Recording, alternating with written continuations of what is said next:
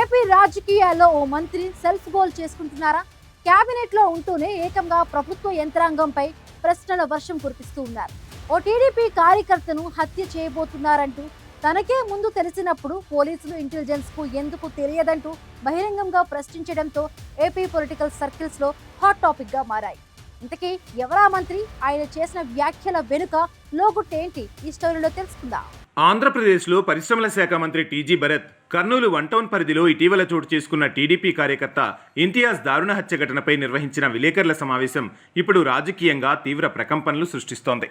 సాధారణంగా అధికార పార్టీకి చెందిన కేబినెట్ మంత్రి ప్రెస్ మీట్ పెడితే శాంతి భద్రతల పరిరక్షణకు ప్రభుత్వం తీసుకుంటున్న పటిష్ట చర్యలను వివరించడం, నిందితులను వెంటనే అరెస్టు చేయాలని ఆదేశించడం, బాధిత కుటుంబానికి కొండంత భరోసా ఇవ్వడం చూస్తుంటాం.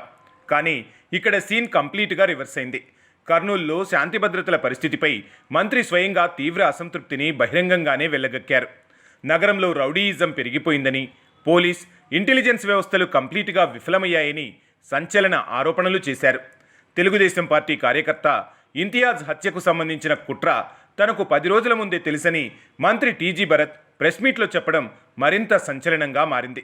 నాకే సమాచారం ఉన్నప్పుడు కొండంత నెట్వర్క్ ఉన్న పోలీసు, ఇంటెలిజెన్స్ వ్యవస్థకు ఆ సమాచారం ఎందుకు లేదని మంత్రి నిలదీయడం ప్రభుత్వ యంత్రాంగాన్ని డిఫెన్స్లో పడేసింది.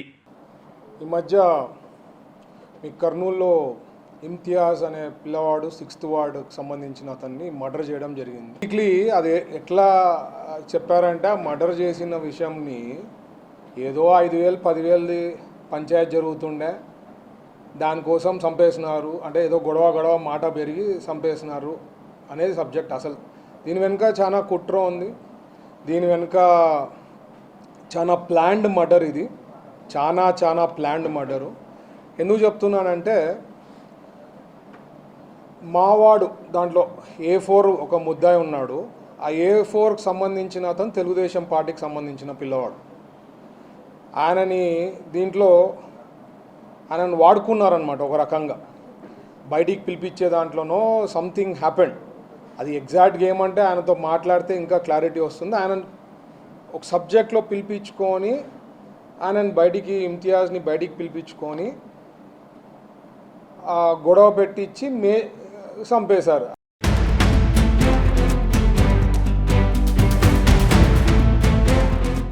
హంద్రీ నదిలోని అక్రమ నిర్మాణాలపై ఇంతియాజ్ రెవెన్యూ అధికారులకు ఫిర్యాదు చేశాడని, ఆ ఫిర్యాదుపై అధికారులు సకాలంలో స్పందించి ఉంటే ఈ హత్య జరిగేది కాదంటూ రెవెన్యూ శాఖ వైఫల్యాన్ని కూడా ఎండగట్టారు.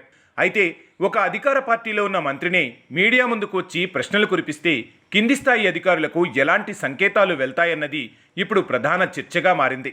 ఇంతియాజ్ హంద్రీ నదిలోని అక్రమ నిర్మాణాలపై రెవెన్యూ అధికారులకు ఫిర్యాదు చేశారని, ఆ అంశం కూడా హత్యకు కారణాల్లో ఒకటిగా ఉండొచ్చనే కోణంలో మంత్రి మాట్లాడారు. అయితే ఇవి ప్రస్తుతం ఆయన చేసిన ఆరోపణలే అయినప్పటికీ వీటిపై విచారణ చేయాల్సిన అవసరం ఉందంటున్నారు విశ్లేషకులు.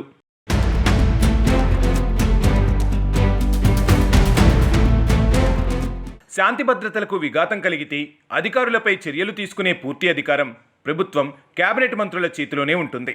మంత్రి స్వయంగా సమస్యలను గుర్తించినట్లయితే వాటిపై తక్షణ చర్యలు తీసుకునే అధికారం ప్రభుత్వానికే ఉంది. అక్రమ నిర్మాణాలు ఉంటే వాటిపై చట్ట ప్రకారం చర్యలు తీసుకోవచ్చు.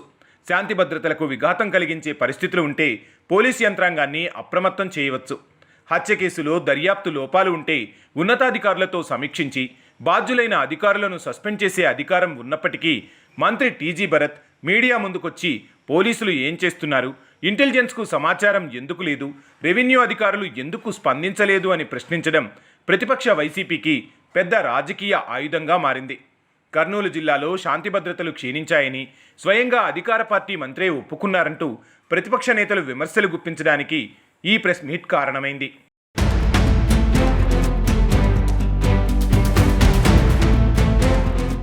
మంత్రి వ్యాఖ్యలను మరో కోణంలో కూడా విశ్లేషించాల్సిన అవసరం ఉందంటున్నారు విశ్లేషకులు.